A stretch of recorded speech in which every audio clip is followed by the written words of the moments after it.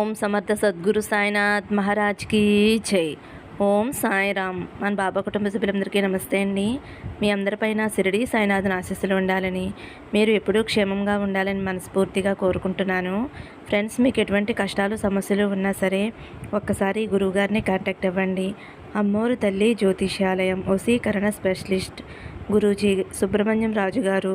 Phone number వచ్చేసి 9110577660. మీ సమస్య ఏదైనా సరే, ప్రేమ, పెళ్లి, భార్యాభర్తల సమస్యలు, స్త్రీ మరియు పురుష వశీకరణ చేయబడును. చెడు గ్రహ ప్రయోగాలకు నివారణ చేయబడును. మీ యొక్క ఎటువంటి సమస్యకైనా సరే ఫోన్ ద్వారానే 24 గంటల పరిష్కారం చూపిస్తారండి. ఒక్కసారి నమ్మకంతో గురువుగారికి కాల్ చేయండి. నమ్మితే గనక అంతా మంచి జరుగుతుంది. ఫ్రెండ్స్, ఇంక ఈరోజు వీడియోలోకి వెళ్ళిపోదాము.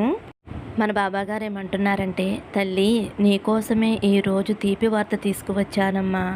నా మీద నమ్మకంతో దుర్గమ్మ తల్లిని తాకు తల్లి, ఇక నీ జీవితం అంతా కూడా ఆనందంగా సాగిపోతుంది అని అయితే మన బాబాగారు మనందరి కోసం చాలా అంటే చాలా చక్కటి సందేశం తీసుకొచ్చారండి. మరి మన బాబాగారు ఎలా ఎందుకు చెబుతున్నారో ఆయన మాటల్లోనే తెలుసుకుందాము. చిన్న రిక్వెస్ట్ ఫ్రెండ్స్, మన వీడియోస్కి అయితే ఒక చిన్న లైక్ ఇవ్వండి. మీరైతే బాబాగారిని స్మరిస్తూ దుర్గమ్మ తల్లిని తాకండి. ఇంకా మన బాబాగారు ఏమంటున్నారంటే, తల్లి ఇప్పుడు వచ్చే ఉగాది రోజు కల్లా ఒక తీపి కబురు నీకోసం ఎదురు చూస్తుందమ్మా. అది చెప్పటానికే నీ దగ్గరికి వచ్చాను. నువ్వు కొత్త ప్రదేశానికి కదలబోతున్నావు. నీ మనసులో ఉన్న దిగులంతా కూడా తొలగిపోతుందమ్మా. నీ జీవితంలో అయితే కొత్త మార్పులు చూడబోతున్నావు. నువ్వు ఎదురు చూసే దగ్గర నుంచి నీకు కావలసింది, నువ్వు ఎదురు చూసే వార్త రాబోతుంది. నువ్వు అది అతి త్వరలోనే వింటావమ్మా. అలాగే నువ్వు కొత్త ప్రదేశానికి స్థల మార్పిడి చెయ్యాలి అని అనుకుంటున్నావు. అది తప్పకుండా జరుగుతుందమ్మా. నీ మనసు నిండే విశేషాలు ఈ నెలలోనే జరుగుతాయి. నీ సాయి తండ్రి మీద నమ్మకం ఉంటే నేను చెప్పే ఈ మాటలు నీకు అర్థమవుతాయి తల్లి. నమ్మకంతో ఉంటే ఈ బాబా ఆశీర్వాదం కబుర్లన్నీ కూడా ఈరోజే వింటావు తల్లి. నీ మనసులో గజిబిజికి కారణం ఏమిటి అంటే, నీ మనసు నిలకడగా లేదు అంటే నీ జీవితం ప్రశాంతంగా లేదమ్మా. మనసులో ఉన్న అన్ని సమస్యలకి ఒకటే కారణం తల్లి. మంచిది చెడ్డది అన్నిటిలో కూడా నీలో నిలుపుకుంటావు. ఎప్పటికప్పుడు మర్చిపో తల్లి. అన్నీ కూడా మనసులో వేసుకుని గందరగోళంతో సతమతమైపోతున్నావు తల్లి. ఎలాంటి సమస్య ఉండదు. ఒకవేళ ఉంటే వస్తే పరిష్కరించుకుందాంలే, చూసుకుందాంలే అని పట్టుదలతో ఉండాలి. అన్నీ కూడా మనసులో పెట్టుకుని కంగారు పెట్టేసుకుని నీ మనసుని ఆందోళన చేసేసుకుని బాధపడవద్దు తల్లి. నువ్వు చేసే పోరాటం ఏమిటో తెలుసా తల్లి? వ్యతిరేకమైన ఆలోచనలు లోతుగా పాతుకుపోయి ఉన్నాయి. ఆ ఆలోచనలు నువ్వు మార్చుకోవాలమ్మా. అనుకూల ఆలోచనలు చెయ్యి. అదే నీకు, నీ మనసుకి, నీ జీవితానికి మంచిది తల్లి. తెలుసుకో తల్లి, మనం కొన్ని విషయాలను, పరిస్థితులను సందర్శించవలసి వస్తుంది. కానీ దానికి భయపడి జీవితాన్ని అడ్డు పెట్టవద్దు. దేనికి కూడా భయపడకూడదమ్మా. భయపడి నువ్వు చేసే పని ఆపితే ముందుకు ఎలా వెళతావు చెప్పు తల్లి? నీ మనసుకి బాధ కలిగినా, నొప్పి కలిగినా బాబా అని నా నామస్మరణ చేస్తావు కదమ్మా. అలాగే ప్రతి క్షణము కూడా నా నామస్మరణ చేస్తూ ఉండమ్మా. అలాగే ఎంతసేపు అలా పరిగెడుతూ ఉంటావు చెప్పు? అన్నీ కూడా దిగమింగుకుని అల్లాడిపోతున్నావు కదమ్మా. నామస్మరణ చేసినప్పుడు నీకు తప్పకుండా ధైర్యం, బలం వస్తాయి తల్లి. దేనినైనా సరే పట్టుదలతో పోరాడు తల్లి. విజయం తప్పకుండా వస్తుంది. నీ బాబా తండ్రి నీ పక్కనే ఉంటానమ్మా. ఖచ్చితంగా విజయం చూస్తావు తల్లి. నీ విజయానికి నేనే కారణమవుతాను. గుర్తుంచుకో తల్లి. భయపడేలా నీకు చెడు కాలం అనేది ఏదీ లేదు. అలాగే నీకు చెడ్డ పేరు అనేది అస్సలు రాదు. పరిస్థితులు అనేవి ఒక్కొక్కసారి ఒక్కొక్కలా ఉంటాయి తల్లి. ఒక్కొక్కసారి పరిస్థితులని మాయ కమ్మేస్తూ ఉంటాయి. ఆ మాయ నిన్ను చుట్టుముట్టి రణంగా మారుతుంది. అతి త్వరలోనే అది సరైపోతుందమ్మా. అప్పటి వరకు ఎదురు చూడు తల్లి. అప్పటి వరకు నువ్వు ఓపికతోటి, నమ్మకంతోటి ఎదురు చూడవలసి వస్తుందమ్మా.